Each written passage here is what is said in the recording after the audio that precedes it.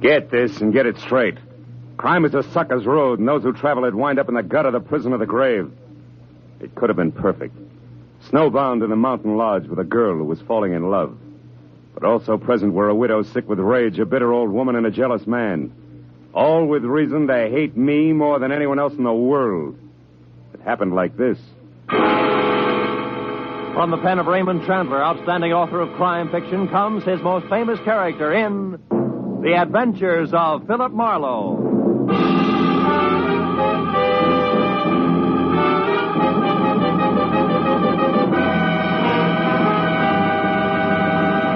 Now, with Gerald Moore, starred as Philip Marlowe, we bring you tonight's exciting story, The Grim Echo.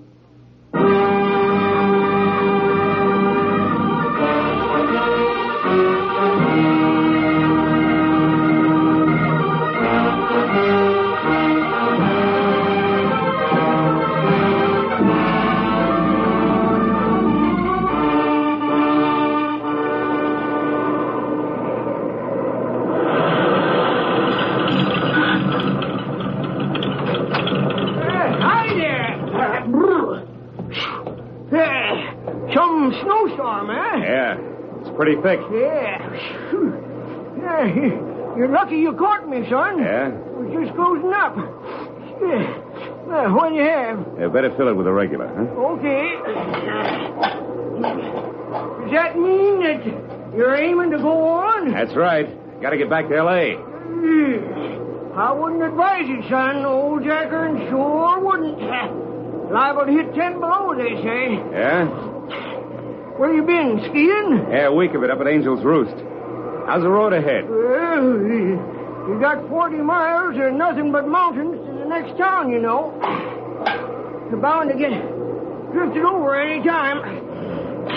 Hey, why don't you blow that thing? Huh? Hey, what's the tariff?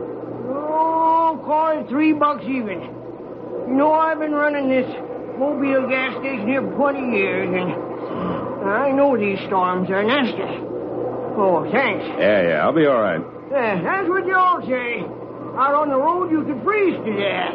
Real easy. And this plaid shirt I'm wearing, you're ripping me, Pop. Listen, that shirt won't even start to keep you warm on a deserted highway in this blizzard.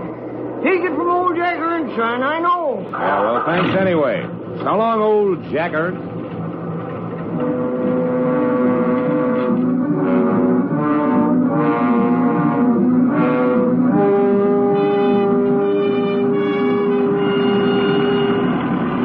It took me a solid nerve-wracking hour to make 12 miles. And I began to realize just how right old Jack Ernst, the gas station boy, had been when the road ahead was lost completely in a constant racing blur of white. Transformed every rise into a treacherous barrier I had to batter my way through. The chains on all four wheels chewing at the drifts, I managed to keep on the road somehow and plow out another 5 miles. And then I caught a glimpse of the first lighted window I'd seen in all that distance just as I started down the backside of a short, steep hill. And then it happened. First, the helpless feeling of a skid. Before I could do anything about it, I was off the road, in the ditch, nose first, and hood deep, in a culvert drifted full of snow. I forced the door open and floundered back up to the road. I knew there was no chance of getting the car out without help, and lots of it. And the 10 below zero that the Weather Bureau had bragged about was setting in. I looked back through the slashing snow for the lighted window I'd spotted and saw a lantern swinging crazily in the hands of somebody coming toward me. A minute later, I could see it was a girl. Hello? Hello, are you hurt? No, I'm okay. What? My car's stuck. Yeah, I skidded off the road. Yes, I know. I'm watching you. Oh, my. No chance of getting it out of there tonight. No. That's bad. Maybe tomorrow, if the blizzard lets up, we can get you out.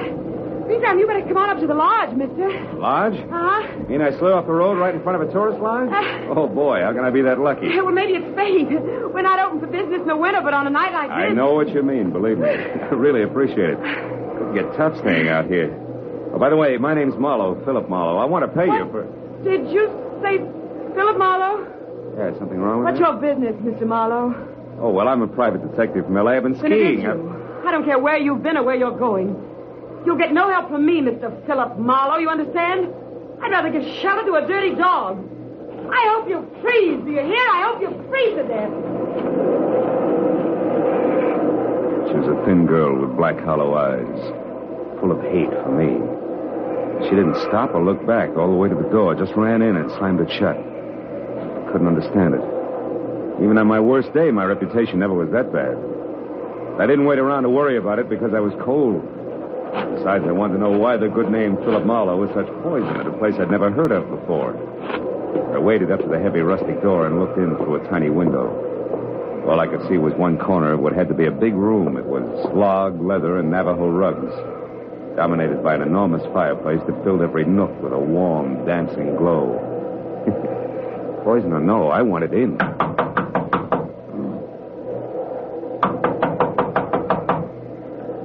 Coming, just a minute. Oh, hello. Oh. You picked a bad night to travel. It sure did. Oh, well, won't you come in? Oh, sure. I'm Donna. How are you? This is Echo Lodge. We're not open now, but, well, of course, you can't go on in the storm. No, I can't. Besides, my car's in the ditch. Well, you'll be spending the night then. I'd love to, but there seems to be two schools of thought on that subject. What do you mean? Well, I don't know why, but, I don't think I'm very welcome. Why do you say that? Well, I'll tell you why, Donna. Well, Helen. Oh, dear, what's wrong? You've been crying. Do you know who he is? No, we haven't gotten around to the magic of my name yet, Helen, but maybe you'll be good enough to tell me. Our name is Baraki. Does that mean anything to you? Baraki. Oh, Helen, yes, what is it? Baraki. Virgil Baraki was my husband. Virgil Baraki was Donna's brother, and Virgil Baraki was the man that you shot down and killed. Do you remember? I remembered, all right. 6 months ago, a trail that led up a blind Los Angeles alley to a garage where stolen cars were switched. I remembered the pair of vicious blue eyes glaring at me over the sights of a blazing 45. I remembered shooting back fast. When it was over, I was alive and he was dying. And later, the coroner's jury decided I'd killed in self-defense. The savagery here in the eyes of the woman who had been Virgil Baraki's wife said that decision meant nothing. Yes. Is this true? Are you the one who... Yeah, it's true. I shot a man named Virgil Baraki. I had to or be killed by him. There was no choice. You liar. You killed him in cold blood. Now get out of here. You've done enough to us. Get out. Helen, stop it. Oh, Mama, Baraki, listen, Mama. This is the man who killed Virgil. I know. I've been listening and I heard everything. Go find Ralph for me, Helen. Then you'd better go out to your workshop for a while. Did you hear me? I said this is the man. I said go call Ralph now, at once. Tell him to open the cabin. Then go back to your carving. Can't turn a man out in this weather, not any man. You'll stay, Mr. Marlowe. Thank you, Mrs. Baraki. Donna, go get some hot food. All right, Mom. So, you're Philip Marlowe, the private detective. You don't look much like I'd imagined you. Do people ever? Perhaps not. Oh, would you mind fixing this fire? It needs another log. Oh, not at all. You, were stopped by the storm, Mr. Marlowe? Yeah. My car's skidded into the ditch about 50 yards down the road. I see. Almost at our doorstep, you might say. A rare coincidence, isn't it? Almost too rare, Mrs. Baraki. I'm sorry the circumstances are painful for you. I've grown used to that kind of pain, having lost both a husband and a son. Fate up to now has never been very generous. Do you believe in fate, Mr. Marlowe? I don't know. Oh, some things happen for which there's no explanation, maybe, No explanation? Who knows? Perhaps everything happens according to a prearranged schedule. And for a purpose. Oh, come on. You don't really think I was deliberately shoved off the road at exactly this spot for a reason? Oh, you might admit it's strange, though, that there was a house nearby just when you needed one, and that it was our house. Oh, thank you, Donna. Oh, it's only soup, but it's hot and good, and it's fresh bread. The coffee will be ready in a few minutes. Go ahead, Mr. Marlowe. Sit down. It'll do you good. Thanks. Looks wonderful. In the meanwhile, I'll check up on Ralph. He should have the cabin ready by now. It's small, but you'll be comfortable. There's a fine big oil heater in it. I haven't worked one for years. You won't have any trouble. Tell me, who is this Ralph? Ralph Tolman, a young fellow who lives near here. Ralph works for us in the summer. And looks after us in the winter. He's staying over tonight because of the storm. He was my son's best friend. Oh, don't let the soup get cold, Mr. Marlowe. The soup was thick and delicious, and the coffee was rich, black, and steaming. Donna sat across the table and watched me eat. There was no hatred in her eyes. I looked for it closely. It wasn't even animosity. Only confusion and, for some reason, a shadow of fear. But as an hour slipped by and the conversation came easier, the shadow disappeared. Her eyes even began to smile a little. When I'd finished down to the third cup of coffee and started to help her clear the table, the cup slipped. We both grabbed for it, caught one slim inch from breaking, and wound up together on the floor. Our faces close. Why, Phil, we did it. What a team. Table waiters are jugglers. Oh, we could double these both and make a fortune. Oh, Ralph. Yeah, Ralph. What's going on? We have almost dropped a cup. Uh-huh. And it sure would have been too bad, wouldn't it, Donna? You only got about 50 like that one. I don't know why it's so important to you, but for what it's worth, I was the one who dropped it. It's not important to me. I guess other things aren't so important to Donna either. Think you can get it out to the kitchen now without any more help, Donna? Ralph, it's high time that you... Mrs. Barucki asked me to tell you the cabin's ready, Marlowe. Thanks. No thanks necessary, mister. It's just part of my job. Guess everybody's job has its lousy side, huh? Even a private detective. Some of them get trigger happy, I heard. I'll see you, Donna.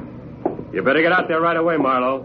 Donna's got 4 whole dishes to carry out. And at the rate she's been going, she ought to get started or she'll never make it. Keep your fat trap shut, Buster. You're causing a draft. Tolman walked behind me as far as the door and pointed through the snow to a tiny square of light sitting apart from the rest of the buildings that made up Echo Lodge. As soon as I was outside, he slammed the door against my back and bolted it.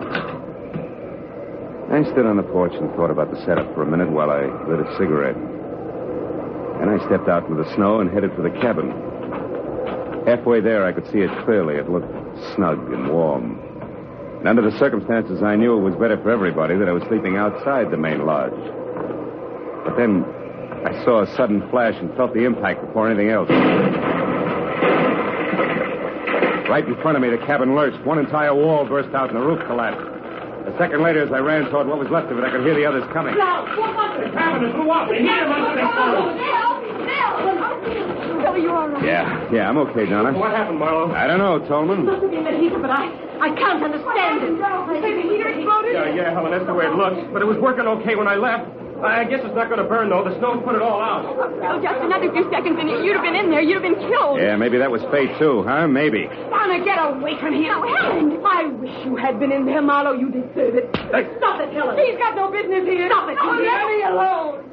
But Lord, after what he's done to us, how can you bear even to look at him? Oh, Helen, come back here. Let her go. This was an accident, Donna. An accident, you hear? They happened. Don't say, Mr. Marlowe. Oh, sure. Everybody knows accidents will happen, Mrs. Barucki. Of course, but... Oh, then let's get back into the house before we freeze to death. You can have my room now. I'll sleep with Donna. Come along, all of you.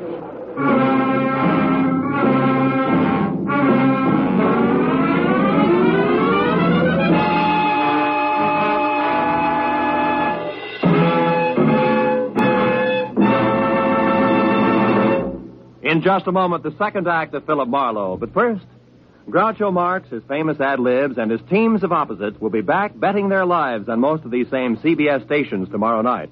You've missed half your life if you haven't bet your life with Groucho Marx on Wednesday nights this season.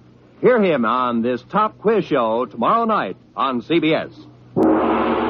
Now, with our star, Gerald Moore, we return to the second act of Philip Marlowe and tonight's story, The Grim Echo.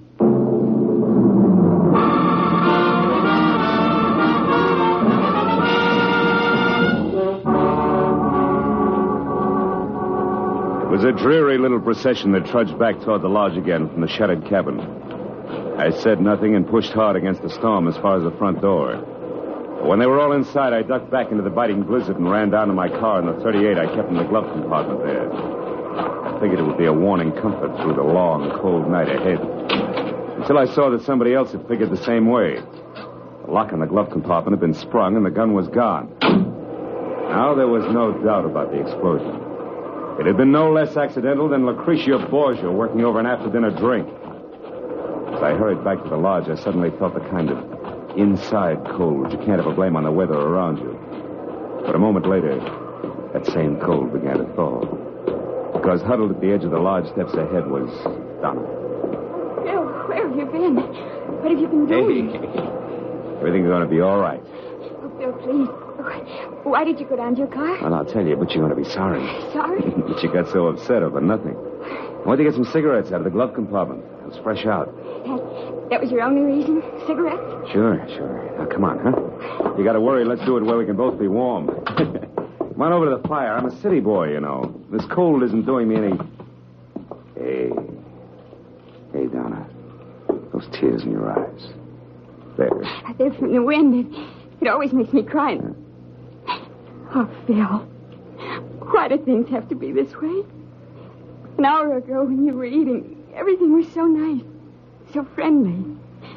And then suddenly Ralph angry, the explosion, Helen screaming and clawing at you, Mama. Yeah, I know what you mean. But look, baby. Listen to me hard, huh? Mm-hmm. You see, the things you just spoke of, Ralph, the explosion, Helen, all of it, all the trouble, it belongs to tonight, like the blizzard out there. Oh, it's raging now, sure, but tomorrow, or maybe a little after tomorrow, it'll stop. Everything will look bright and clean to you. Honest, honey, that's the way it'll be. All the way around. Believe me? Oh, Phil, I want to, but... But what? But you're talking about tomorrow. I'm worried about tonight. I'm afraid, Phil. Awfully afraid.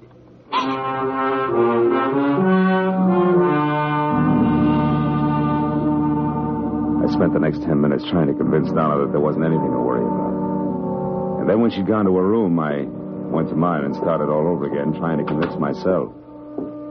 The out-of-season fireworks at the cabin and a gun stolen from my car made that a very tough proposition. And I checked the room, which was on the ground floor and close to the kitchen. And then I bolted the door and looked forward to some much-needed sleep. After that, I took off my shirt and shoes only, got into bed, and waited for sleep, which a weekend of skiing made more important than a cabin full of hate. Suddenly, I was wide awake and sitting straight up in bed. The footsteps could have belonged to my dream. The door that closed couldn't have. I scrambled out of bed and ran to it, but it was still bolted. So I turned to the single closet in the room and opened it sharply. It was empty, except for a long, thin finger of light that streamed through a keyhole. A keyhole that belonged to a door at the rear of the closet that gave out onto the kitchen. Obviously, the closet had once been a pantry. I tried the door, but it was bolted from the kitchen side. I got into my shoes, grabbed my shirt, and ran out of the room around to the kitchen and smack into a very surprised Ralph. Marlowe, what are you doing up and roaming around? I'm a sleepwalker. What's your excuse? Come on, let's have it. I'm through playing target for tonight. Talk! Get your hands off me, Marlowe. When I know why you're here and exactly what's on your mind, I will, not before. Well, have we come to terms? All right, let go. I'm here because my room is on the ground floor, and I heard somebody cross through the house and come into this kitchen. So I decided to investigate. You're a liar. You were in my room, Tolman, and you know it. You got in through the door that leads into the closet. Come on, Buster, let's level. We're keeping each other awake. Listen, Marlowe, I don't like you. Honest? And I don't like the way you and Donna are... The way we're what? Come on, boy, get it off your chest. Never mind that now. Look at this. Wood shaving, so what? Yeah, found it near the door to the closet in your room. Might also be the answer to who your visitor was. She left her calling card. What do you mean, calling card? Helen. She's always covered with these shavings. She makes things out of rough pine. Where is this workshop of hers, Tolman? Up in the back. Just beyond the barn. What are you going to do, Marlowe? Not that it's any of your business, but I'm going to see the lady, and I'll see you.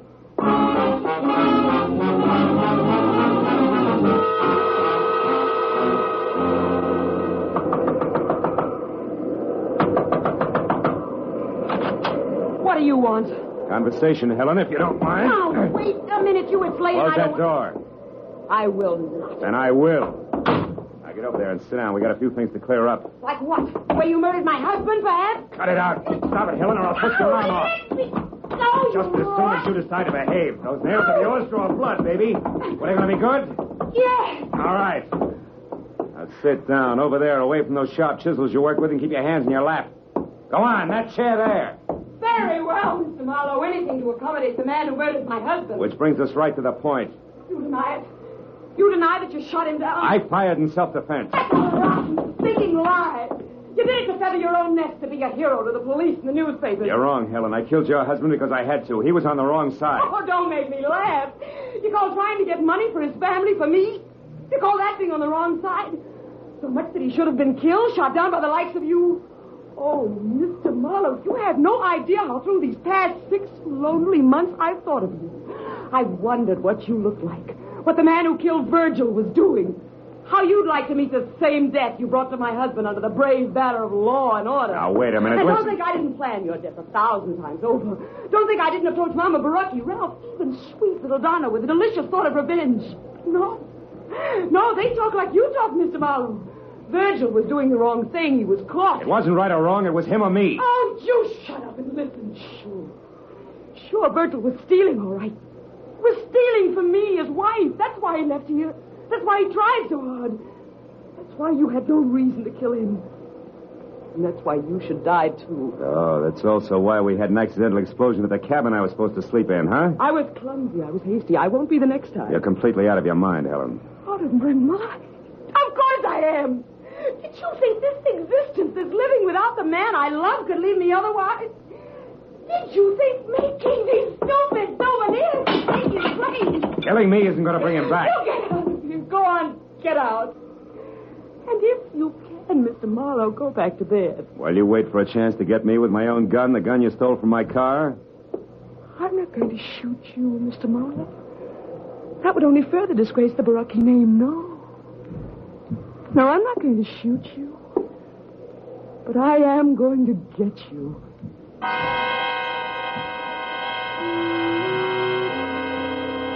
For a long, chilling moment, I stared into the eyes of the half-crazed woman standing in front of me. The ice-cold, bottomless eyes that a cancerous hate had destroyed as something human. And as I turned and started out of the room, I knew that I'd made a mistake that night. Virgil Baraki had died in my arms. A mistake I had to correct before it was too late. And there was nothing left of Helen but the ruthless machinery of a mind dedicated to murder. I headed back to the house and talked to Mama Baraki, which I figured had to be the first immediate step. But when I'd gone only a dozen yards from the workshop, I stopped. Phil, I'm over here. Donna, what are you doing out here? I couldn't sleep, Phil. I was too worried about you. And then when I saw you leave the house from my window and head for the workshop, Phil, your face. Oh, it was Helen. She got a little upset in there. A little? Oh, look at you. Your pocket ripped off your shirt, your face scratched. Oh, it's all right, Phil, Donna. No.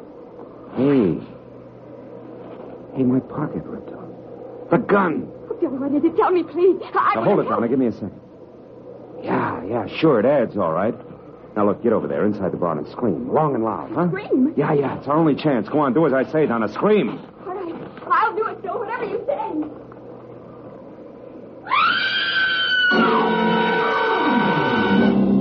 The second Donna cut loose, I stepped out of sight behind a tree that was opposite the barn, and I kept my eyes glued to the door of the workshop I just left. I waited for the shattering report of the gun I was afraid I'd hear. But then the door flew open, and Helen was running out toward the barn, and Donna screamed. My .38 clenched in a handkerchief in her right hand, a look of stark bewilderment stamped over her face. Donna, answer me. What's wrong? Donna, what are you doing there by the barn? I don't know. What do you mean you don't know? Leave it to me, Helen. Let's have that gun back without further discussion. Yes. There. Now get back against that wall and don't move an inch. No.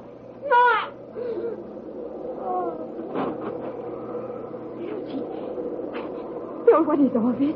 Attempted murder, honey. She's all right. Attempted murder? You mean Helen here was going to try and kill someone? Yeah, herself. Suicide? Uh-huh. Suicide that would be called murder and pinned on me. It's going to be her way of getting even. I know, Phil. I can't believe She tried to once, honey, the explosion at the cabin. When that failed and everybody knew how she felt about me, a warped mind hit upon this little plan, and all the pieces would have fit tight, too. What pieces? What do you mean? At one, we argued. Two, she came to my room tonight and ripped the pocket off this plaid shirt so that we'd find it clenched in her hand after she was dead. You see it?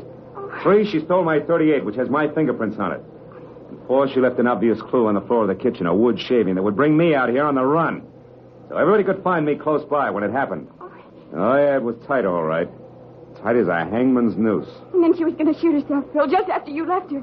And that's why you made me scream? Yeah. And that's why now, Donna, later tonight, I'm going to tell her something that I intended to break to her gently.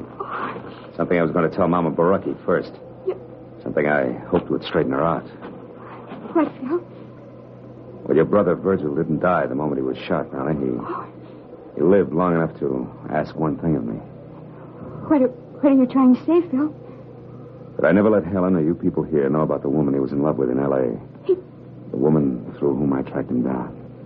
Oh, Phil. Yeah. Well, I guess it wouldn't be good for her If I was around too much? No, honey, not for a while, anyway. Wouldn't be good for any of us, huh? Come on, Donna, let's get her into the house. Yes. Yes, Phil.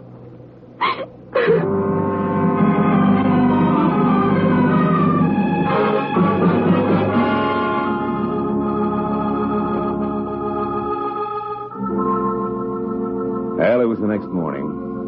I went into the kitchen for some coffee and found myself all alone. Donna wasn't any place in sight. So I got my things together and walked slowly down to my car, and when I got in, I didn't feel like leaving.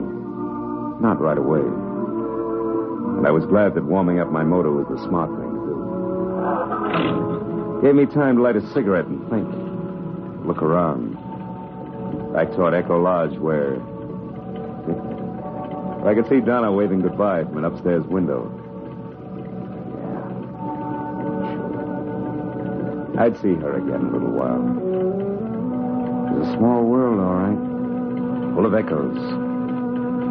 And just think how the web of paths we call coincidence had brought me and those who knew and loved Virgil together.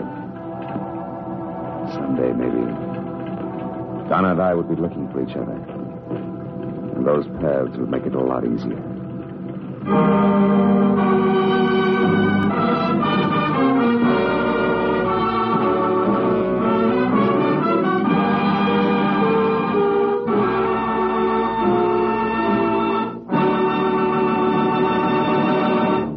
The Adventures of Philip Marlowe, bringing you Raymond Chandler's most famous character, star Gerald Moore, are produced and directed by Norman MacDonald and are written for radio by Robert Mitchell and Gene Levitt.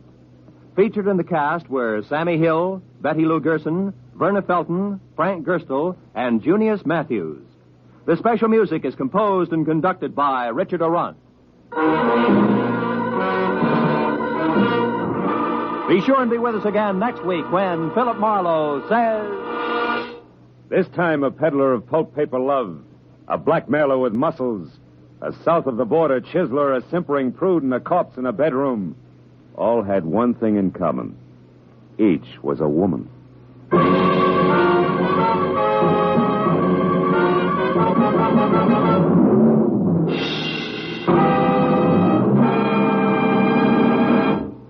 Al Jolson will pay another of those wonderful visits to Bing Crosby this Wednesday night.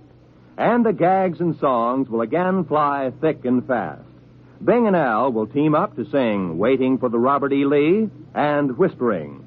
And as for the gags, well, just tune in on most of these same CBS stations. Remember, that's this Wednesday night, the CBS Bing Crosby Show. This is Roy Rowan speaking. Now, stay tuned for Pursuit, which follows immediately on most of these same CBS network stations.